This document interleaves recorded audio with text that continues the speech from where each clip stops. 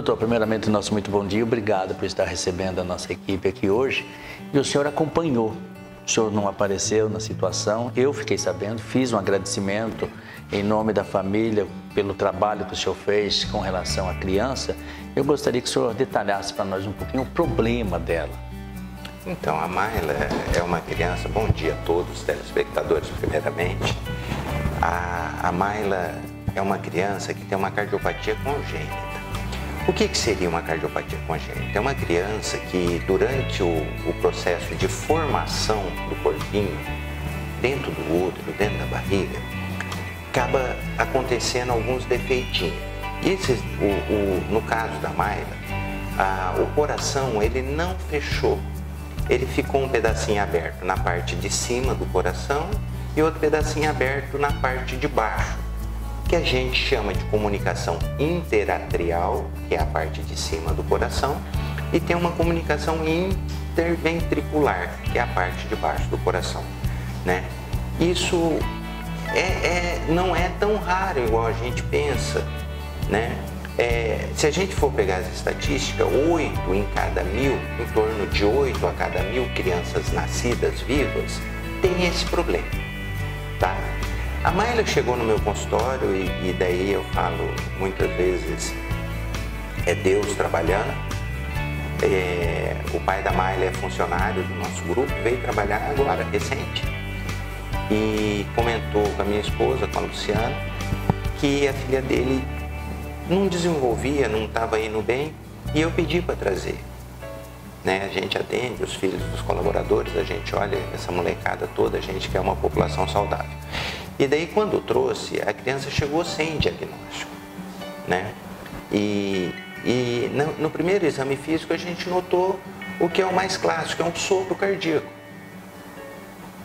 Né? Na hora que eu fui examinar a criança, ouvi o sopro cardíaco, daí a gente pediu os exames de diagnóstico, seria o ecocardiograma, que confirmou a hipótese diagnóstica, que era uma cardiopatia congênita, e essa criança foi encaminhada para uma cardiologista pediátrica, doutora Daniela, em Cuiabá, que também quero agradecer, que a doutora Daniela trabalha com essas crianças e encaminha, dá um norte para a gente. Consultou com a doutora Daniela, de imediato a doutora Daniela indicou cirurgia, né? E essa criança voltou para Guarantã, medicada, e agora foi para Cuiabá e foi encaminhada para cirurgia. E muito provavelmente, daqui a pouco, essa criança está entrando na sala de cirurgia, né? O que vale a gente ressaltar de tudo isso é os cuidados. Essa criança, ela poderia ter sido diagnosticada no pré-natal, né? Dentro da barriga da mãe. O pré-natal, quando ele é bem feitinho, com 24 semanas a gente faz um exame que chama morfológico fetal. E no exame morfológico fetal é justamente para ver a morfologia, a forma dos órgãos internos do bebê. Coração, rim, fígado, que provavelmente teria sido feito o diagnóstico nesse momento. E o que isso contribuiria? A criança ia nascer, a gente ia avaliar ela no primeiro momento e já ia medicar ela, e não que isso ia livrar ela de uma cirurgia, mas ia medicar numa fase precoce. Talvez ela poderia ter ganho um pouco mais de peso e ir para a cirurgia numa condição nutricional melhor, né? Mas ela está lá, vai fazer a cirurgia, se Deus permitir, vai ser tudo tranquilo, ela vai voltar para a gente estar acompanhando ela. Agora, para ela chegar até esta cirurgia, foi realizada aí uma força-tarefa grande. O senhor teve aí uma influência também, principalmente na questão de orientação, e outros companheiros médicos também participaram dessa força-tarefa, né? Sim, sim, porque é uma cirurgia que a gente não tinha tempo. Tinha algumas coisas que foi difícil, porque a gente não tinha tanto tempo assim, ela não consegue esperar tanto tempo. Outro problema, não é feito no estado, né? Poucos lugares no Brasil faz. E daí... Como que ela conseguiu essa cirurgia em outro estado? Então, porque o caminho foi assim, ela foi para para Cuiabá e foi encaminhada para o SUS, né? Só que o SUS, quando chega lá, se essa cirurgia não é feita no estado, ele tem que dar uma negativa. E lógico, com toda certeza, ele precisa estar ciente que aquilo é uma coisa real, é uma coisa que precisa, né? E daí tem que ter todos os esclarecimentos. Se não é feito no estado, por que não é feito? A criança abaixo de 10 quilos não faz cirurgia cardíaca no estado ainda dessa complexidade. Acima de 10 quilos já até faz, né? Abaixo de 10 quilos, se eu não me engano, ela estava com 6 quilos e pouquinho, 7 quilos. Não é feito. E daí tem que mandar para fora do estado. Para ser feito isso, o SUS tem que negar não, falar não fazemos no estado, e daí ele abre para a gente poder procurar lugares para ser feita a cirurgia, né? E daí vai ser procurados lugares, e daí eles pedem 3 orçamentos de cirurgia para o estado aprovar essa cirurgia, e o estado paga essa cirurgia que é feita fora do estado do Mato Grosso. Chegou a depender de justiça também, não? Então, teve um componente, porque assim, ela voltou e isso tem que estar bem claro, porque houve uma confusão danada.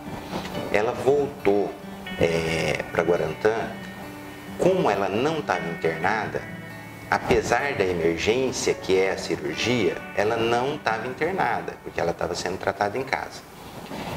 E daí, como ela está sendo tratada em casa, eles não enquadram como uma urgência. E o nosso medo era internar ela e ela adoecer. Por quê? Porque no hospital tem um monte de vírus, um monte de bactéria, e a gente ficou com medo. E acabou acontecendo dela adoecer, mesmo em casa. E ela teve um quadro respiratório, onde precisou internar. E antes dela internar, tinha entrado via Ministério Público. Por quê? Porque eles não autorizavam se ela não tivesse internado. Aí a gente foi no Ministério Público, os pais foram e falou, mas se internar ela corre risco de adoecer, e daí não opera se estiver doente.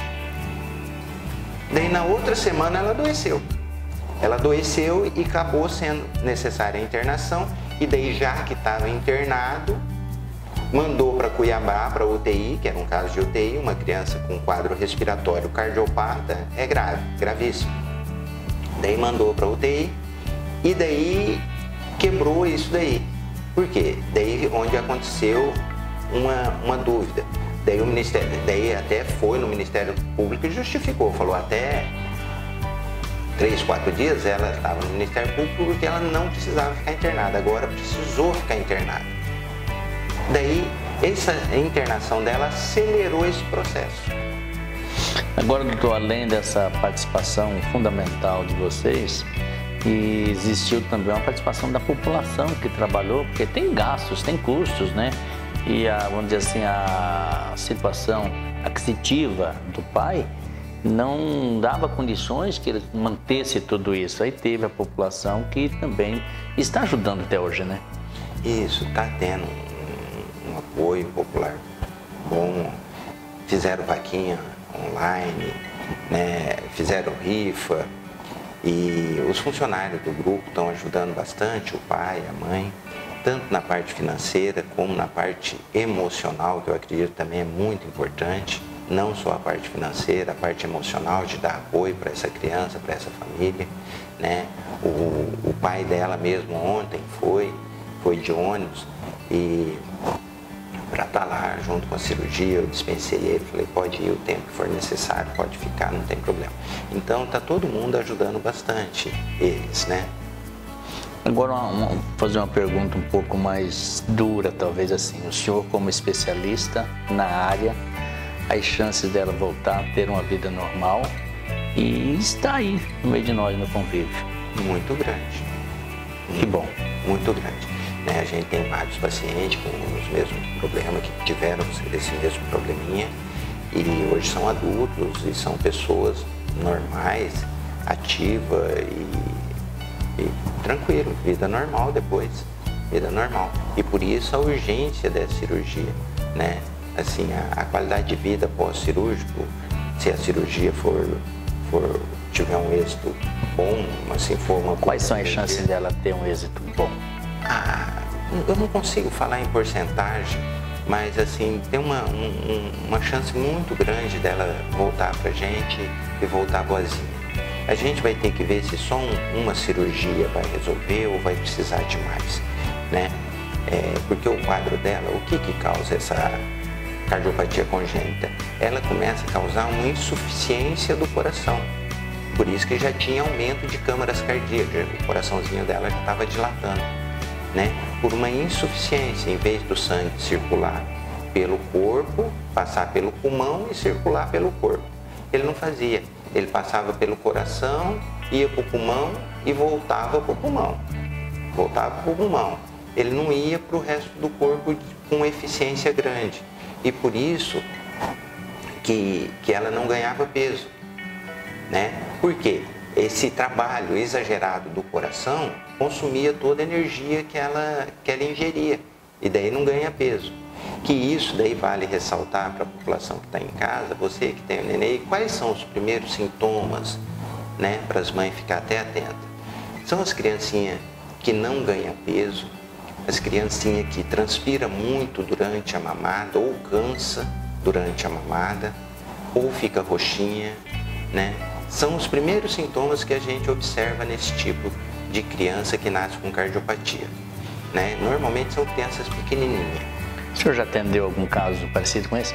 Já, vários. Teve sucesso? Teve vários casos. Assim, tem muitas histórias muito bonitas com crianças com esse problema ou problemas até mais sérios que esse, né?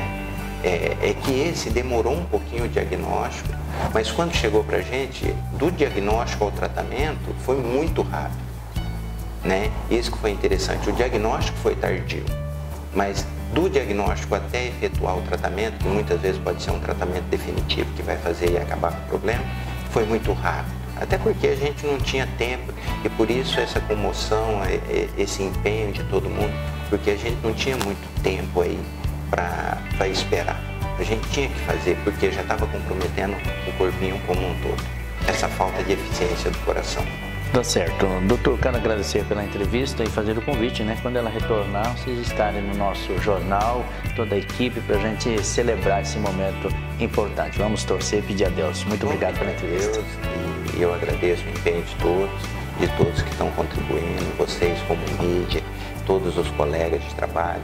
E estamos recebendo a ajuda de pessoas que nem conhecemos, né? Pessoas boas, que têm a bondade no coração e estão ajudando, tá bom? Só temos a agradecer e se Deus quiser vai dar tudo certinho e a gente vai estar lá no programa para conversar depois.